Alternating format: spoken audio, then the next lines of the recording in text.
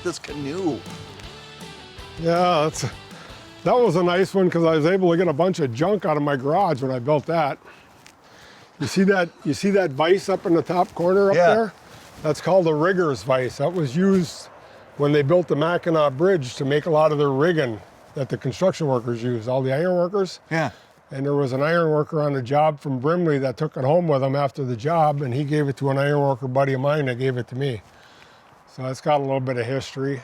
That big block and tackle came from a granite quarry out in South Dakota, and then the rest of the junk is just bits and pieces from all over the place. And it looks like it was all made for that, doesn't it? Yeah, it's a good place for it. Yeah. Better than in my garage. This is my hangout in the wintertime. At the bonfire pit there, and the little wood stove. And this is where all the snowmobiles come and hang out. I got a fire going every Friday and Saturday and sometimes Sunday. There's a snowmobile. So nice. Yep. Yeah, bring a big water jug and a couple big coffee pots and make coffee and hot chocolate there. And I bet they're like, what? yeah, there was a bunch that have, they all know now that it's safe to pull in. Yeah. But there was a lot of them that come up from the cities, and they'd see me out here with them coffee pots on the wood stove, and they thought I was just some hermit living out in the woods, It's like, no, you're safe to pull in. Come It's on. all right. Yeah. Yeah, I got a real house with, electricity and indoor plumbing. Right. You want to see a picture of it?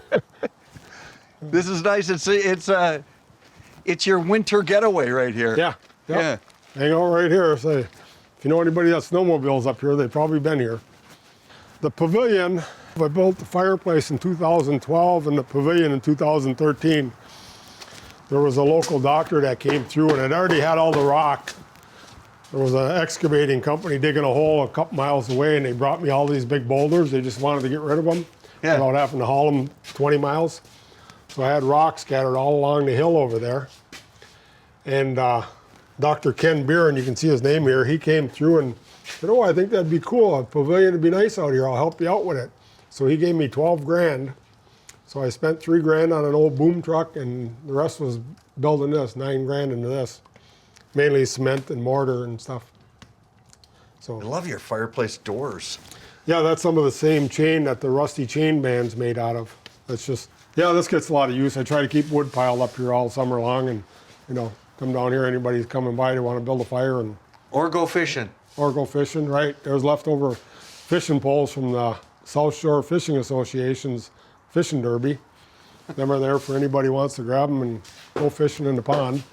And in the pond, what's in there? Bluegill, you said? There's bluegill and perch. And perch. Yep.